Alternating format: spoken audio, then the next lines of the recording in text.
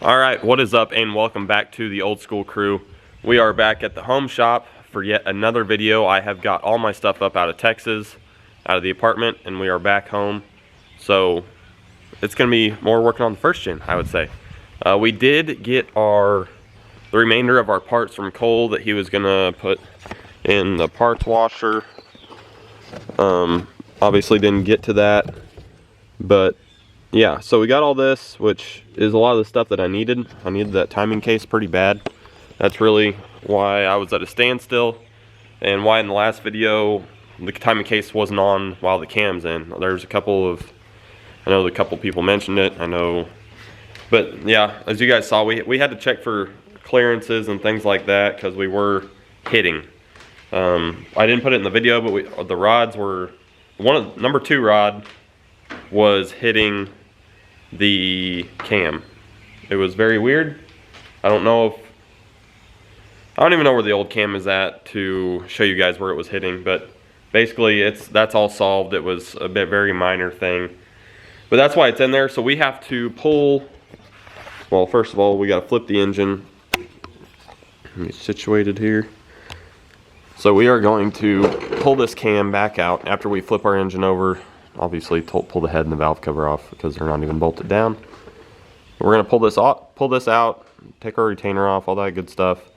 Pull it out, put that timing case on, get everything situated, cleaned up how we want it. Put it on with everything else. I mean, it's a pretty straightforward ordeal. And then we'll slide our cam back in, and then we can work along other stuff. Start cleaning up stuff to paint the block and the head and all that good stuff. And you guys will get to see what color we're going with. So before I drag this on any longer than it needs to be, that's where we're at. That's the update of where this video is starting. So part 2, here we go. Let's get after it. Give you a little more view of the first gen, just because, I mean, sometimes we need that to know what we're putting it in, what we're putting this beast in.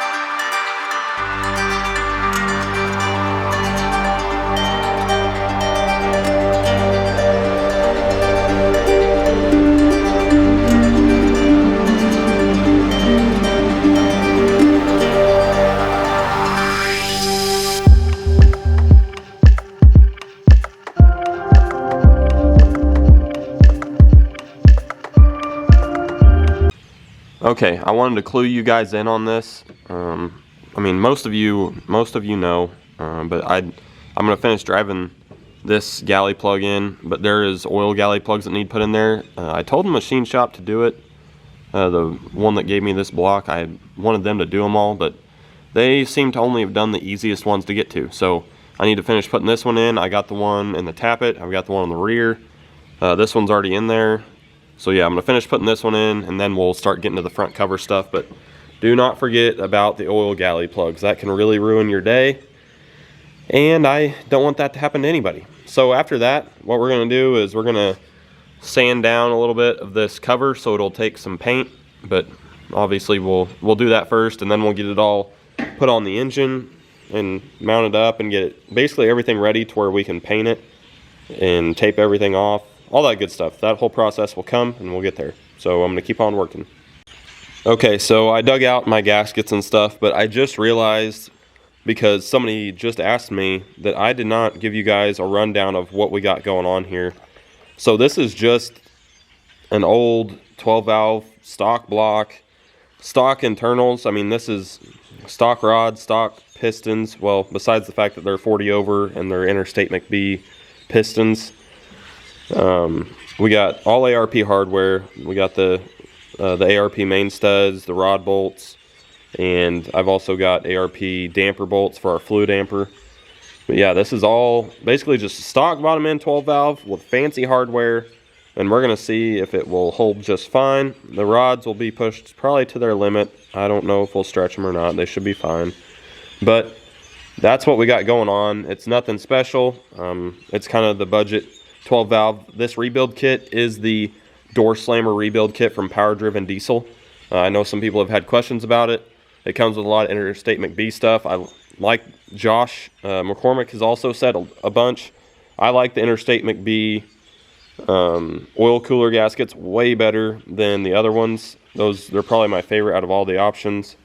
But they also, these pistons, they've ran these things up on common rails up to, I think he did like 12 or 1300 horsepower with his. So really not worried about the pistons. It's a VE truck. Most of you guys already know this. We will be spraying a lot of nitrous, which that could be the rod's weak point, but we won't be doing that till down the road after we get comfortable with where it's at. But yeah, so now we're going to move on to the gasket side of things, and I'm getting all the stuff out to do so, and we'll put that on and get the timing case mounted, and then we'll be good. So that's the rundown. Sorry I didn't say anything before. The last video we just jumped into it, and most of you guys don't need to hear the talking anyway. So there we go, got it out of the way. Alright guys, so Dad was out here and giving me a hand, kind of lifting some of this stuff, and while he was out here, we got the cam in. So we got the cam in, the new front cover to block gasket that goes in between here, we got that on. So we're sitting pretty right now. We got all of it, basically all that put on, cam in, the cam bearing bolts in and everything, and then the retainer, the cam retainer. We got that on as well. Got it set correctly with timing.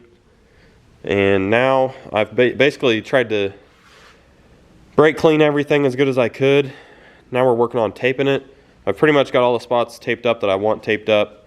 The oil pan I just threw on there to cover up everything, and same with this rear main piece. Obviously I'm going to end up pulling this back off, putting the gasket in there and all that, but I want to get everything painted that I want painted done. So yeah, probably put on the old front cover just so it's covering up all that. If not, I'll have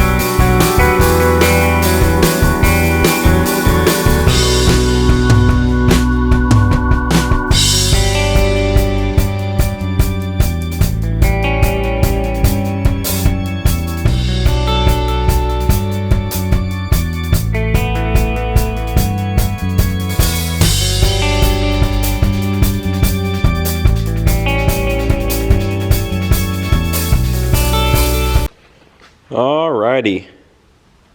You guys can kind of start seeing it come together here. Going for a silver metallic is what we got. I don't know if this will end up focusing. There we go. Silver metallic. So I'm following the steps that I don't know if you guys follow him. Just Common Rail 24 valve, which is Josh McCormick. I watch a lot of his stuff, but he paints engines really, I mean, pretty good. He does a great job, and it seems to last. So I'm following his steps. He said 2 coats of primer, 3 to 4 coats of your base color, and then I think it's maybe 4 to 6 coats of clear coat, which that just depends how crazy you want to get with it. I obviously have no brain, so I'm gonna probably put 6 clear coat or coats of clear on there because I don't know, I just want it to look really good and I want it to last. So it's covering very well. This light is kind of throwing it off, honestly. I'm gonna see if this front part of it looks. There you go. So you can kind of get maybe a little bit better idea there. It's still kind of hard to see, and it basically looks like primer there. I'm gonna shut this light off and see if it helps.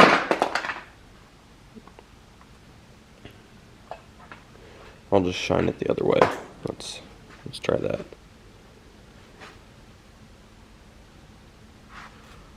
I guess that works with no light on it, but there you can kind of see it. It's coming along pretty well. I'm painting the timing case the same color, and then our front cover is obviously billet. So it's looking pretty good.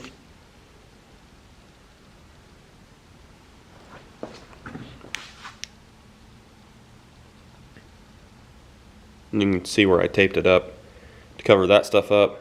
Tried taping as much as I could. That's where we're at right now. I just did the second coat of the color, so I got 2 more coats. Then we'll be moving on to clear coat. Okie doke, so update time. We have officially put on our 2nd coat of clear. As you can see, I completely messed this up. I'm hoping eventually it'll blend in. I don't know if I did that whenever I was doing the last coat of base, but like I didn't even see it until after I did the first coat of clear. So maybe the clear coat did it. I have no idea. I waited like a whole 40 minutes between doing the first coat of clear and the last coat of base, and everything seemed dry. I touched like everything and it all seemed very, very dry, so I thought I was good to go.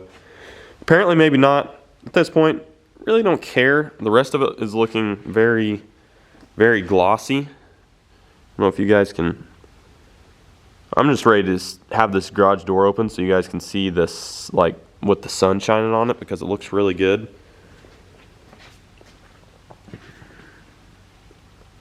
It's definitely looking sharp. Right now it just looks like a silver cast block, I guess, or like it doesn't even look like it has paint on it. It looks like a factory. I don't know.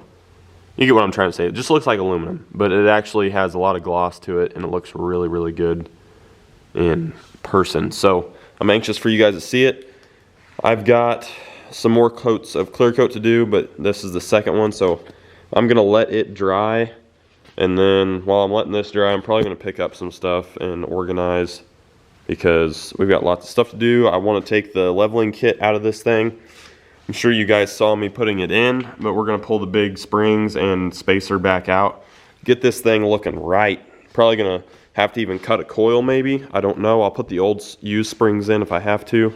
Then we're gonna drop the rear way down after I get all the stuff out of the bed, of course. But that's where we're going next. Meep is sleeping tight in here in the bucket seat, so she is enjoying that. But all right, guys, so we just sprayed our 4th and final coat of clear. Really think it turned out good. We will see what it looks like in the morning with the doors open, and it's already looking very glossy, so I'm definitely digging it. Should turn out good. We'll show you guys what it looks like in the morning. Alright guys, so it's the next morning. Just gonna come give you a look at it. You can see my runs right there. So I learned a lot. This is my first time painting an engine like this. So My first word of advice is whatever you think should be the time in between coats, double it. I was waiting like 30 minutes in between coats and everything felt dry to the touch. And then I guess I just got it too heavy on some of the cracks and corners, like right there. I guess it wasn't quite dried in those little cracks yet, but the rest of it was all dry to the touch. So I learned something new. It was a good experience.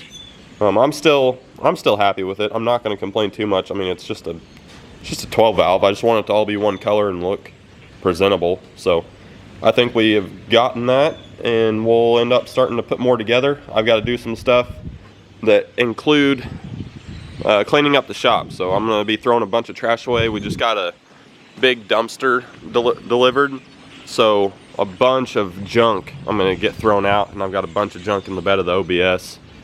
So we're going to get a lot of this crap thrown away and cleaned up and more organized for the rest of the first gen work we got going on here. So I think this is going to wrap up this video. I'm going to try and keep them as short as possible and concise. Sometimes that's not always easy, but in the next video we will get into assembling the rest of the lower end, putting billet freeze plugs in, things like that. We've got a billet front cover you guys have seen. We've got a bunch of that stuff. We got to do front and rear main seal. So a bunch of stuff like that we're going to get into on the next one. So yeah, I'm ready for it. I'm excited. But until next time, we will see you guys, and we'll be right here again on the Old School Crew. So keep kicking it old school. Peace out.